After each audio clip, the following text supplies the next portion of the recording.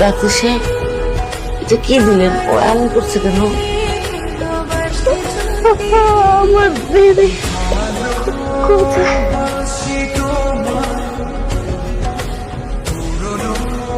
দেখুন, অল্প বয়সে ও প্রেগনেন্ট হয়েছে।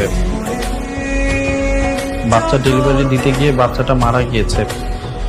এই খবর শুনে ওর ব্রেনটা অনেক চাপ পড়েছে। এই খবরটাও নিতে পারেনি, এর জন্য এমন করছে। তাই আমি ওকে ঘুমের মেডিসিন দিলাম। ওই কিছুক্ষণ ঘুমাক, তারপর দেখি। তারপরে সবাই আমার সাথে বাইরে আসো। পুতুলটা আনছিলাম, পিছু ওর বাচ্চা হবে, বাচ্চাকে গিফট করবে। পিছু ওর বাচ্চায় যেহেতু